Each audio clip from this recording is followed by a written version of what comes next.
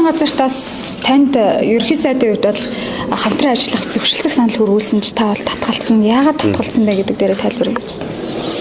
Ойлгомжтой нөхцөл байдал ойлгомжтой болсонгүй юу? Эсвэл энэ улс төр вэ юу? За мэдээж олон талын шалтгаан зорилго асуудлууд бол бий. За ямар тач Монгол улсын шинээр томилогдсон ерөнхий сайд Зандан шатрын зүгээс улсын хурал судалтай үндэсний эвслийн хамт олонтой засгийн газрыг хамтран бүрдүүлье гэдэг саналыг албан бичгээр өгсөн. Үүний дагуу уулзалт болсон. Сүүлд хэвлэлд мэдээлэл өгөхөд бол хараахан уулзч хамжааг байсан. Тэрний дараахан уулзсан. Нэгдүгээрт шинэ ерөнхий сайд Зандан шатран маань энэ улс орон тулгамдаад байгаа асуудлууд үүнийг зөв оновчтой гарц шийдэл эрэлхийлж ажиллая гэдэг үнэхээр одоо сэтгэл бол шулуутсан нь бол маш их таалагдсан.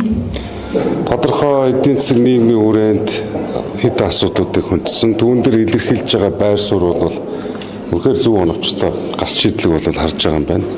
Товчхондоо бол энэ хүн бас ажиллаж чадах юм байна гэдэг итгэл улсын хурлын гишүүний хувьд бол төрсөн. За гисэн хэдийч хамтарч ажиллах саналаас бол татгалцсан. Яагаад вэ гэхээр мэдээж хэд хэдэн шалтгаанууд бол бий.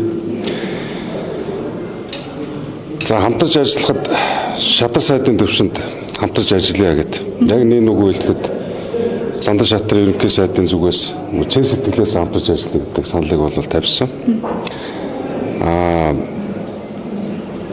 Миний мэддэг хийж чадах гараас бодтой ажлын үр дүн гарах нэг тодорхой хэдэн чиглэлүүд байдаг.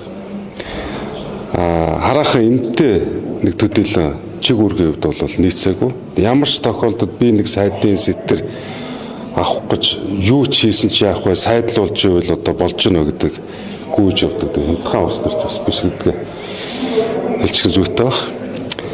Тэгээ хамгийн гол нь ажил хэргийн хүрээнд тодорхой асуудал хариуцлаа гэхэд тодорхой үр дүн гарах л ёстой. Энийг л би баримталсан. Хоёрт нь юу гэхээр одоо зохимжтой үг нь би бас төдийлөн олж чадахгүй л байгаа даа. Зандан шатрын ерөнхий сайд маань их хурлын гишүүн биш. Улс төрийн эрх мэдэл байхгүй. Зүүрлж хэлэх юм бол би нэгэн цагт мөн улс төрийн эрх мэдэл байхгүй ерөнхий сайд жаргал тулгын Эрдэнэтийн кабинетэд бас ажиллаж ирсэн. Үүнхээр засгийн газрын тэргуунд улс төрийн мэдэл байхгүй байгаа нь ажил урагшлуулахад маш өндөрлөлттэй байдаг. Өнөөдөр Монголд улс төр төдийлөн хөгжиж, ёс зүйн хэм хэмжээ, сахилга бат үүрэг хариуцлагын хувьд бусад хөгжилтэй улс орнуудын улс төрчдийн жишгтэй харьцуулах юм бол хол хоцрогдолтой явж байгаа.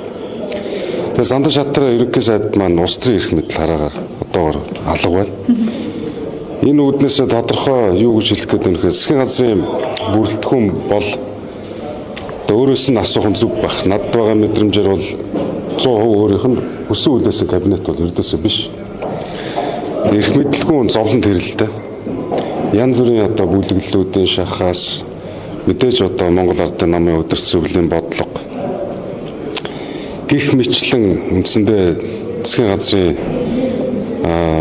тодорхой нэр бүхий 100% гэж бол би хэлэхгүй. Гишүүд бол одоо яхахгүй нэг тиймэрхүү байдлаар томилогчлоо. Энэ нь бас над таалагдаагүй. Мэдээж кабинетын зарчим гэдэг бол тодорхой одоо чиг үүрэг байгаа хэдий ч бусдаагаа бүгдээрээ хүн холбоотой ажилдаг ийм л зарчим. Тэгэхээр гих мэтлэн одоо миний тавих шаардлагад одоо 100% нийцээгүй байгаа учраас бусд нь бас боломж олох үүднээс болио гэдэг шийдвэр гаргасан. Хэвлэлээр яваад байгаа нэг зүйл бас би нэг залруулга хийх нь бас зүг баг. Жишээлбэл амар сайхан шадар сайдын зүгээс бол одоо үүрэгч шадар сайдынхаа ажлыг надад өгөө гэдэг ийм саналыг бол өөрөө надад тавьсан. За үүнээс бол би татгалцсан. Яагаад тэгэхээр шадар сайдын эрхлэх асуудлын хүрээнд одоо стандарт гэж маш чухал зүйл байна. Өнөөдөр 6700 орчим стандарт 80 орчим хувь нь 70-80-аад оны үед одоо нэг үгүй хэлэхэд энийг бол би бас төдийлөн сайн мэддэг ажил биш. Би ч одоо үндэсний аюулгүй байдал тэгээд үндэсний үйлдвэр чиглэлээ л одоо хүн шүү дээ.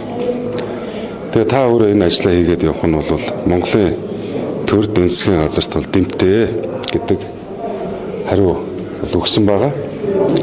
Тэгэхээр одоо энэ нэг улс төрийн томилогдож чадсан чадаагүй татгалцсан хүлээн зөвшөөрсөн гэх асуудлын хүрээнд битгий олон хүний нэр төрд бас бүдүүлгээр хандаач гэж бас хэлмээр. За ер нь иймэрхүү зүйл болсон. Өөр одоо юу ярих вэ?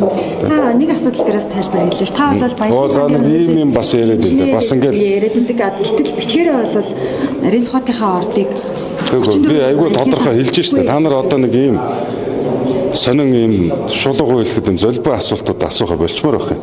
Яагаад гэхээр штэ. Бүх юм хууль номынхон дагуу л явагдана. Тэргээл та хар. Би тайлбарладаг эрх бүхий субъект нь биш.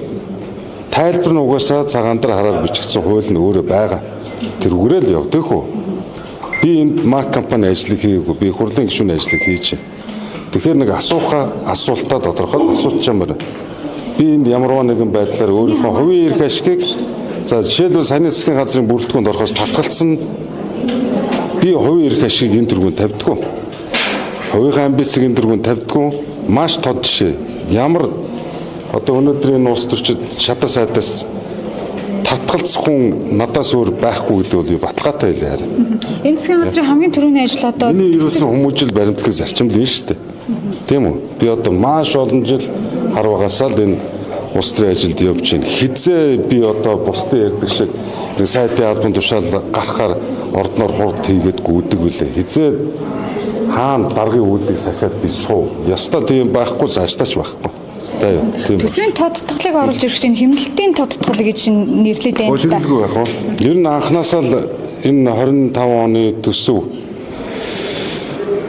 нодлон өргөн баригдахад ганц зэргийн тэмүүлэн Баярмаа их төвч нарын гишүүд 5 их найдыг хасах боломжтой гэж тодорхой тооцоо судалгаан дээр үндэслэж байр суурь илэрхийлж ирсэн. Тэгээ энэтэй би танилцж ирсэн. Тэгээ харамсалтай явж үр дүнд нь 2.2 их найд төгрөг хасагдсан. Одоо 3.2 их найд төгрөгийн асалт буюу хэмнэлт ихээр орж ирж байна. Үндсэндээ ингээд нийлбэр дүнгээр нэг 4.5 их найдын хэмнэлт гэдэг маань анхнаасаа ярьсан 5 их найдын асуудлыг хүндсэн бол зөв зүйтэйг өөрөө нотолж өгч байгаа. Анх л нодлон төсөв хилцэж явах үед нүүрсний үн үсгүй. Шаттаралтаа буунаа. Үнэхээр тэр үеийн засгийн газар сангийн сайд жавхлан тэр тусмаа холыг харж чадахгүй байна. Иймэрхүү хямралт асуудлууд үүсэн шүүгээд хэлээд байхад үг сонсоогүй гор одоо л гарч ирж байна. Одоо дахиад энэ бодлогын яамн дээр сайдаараа удирч томилогдож штэ. Ер нь энэ өмнөх удирч байгаа сайд нар дээр таас өмнөх ажлын гүйцэтгэл тайлан үр дүн одоо ахаад ингээд томилогдож байгаагаар та хүлээлт өрөөг учраас хоёр байдлаар хариулаа. Нэгдүгээрт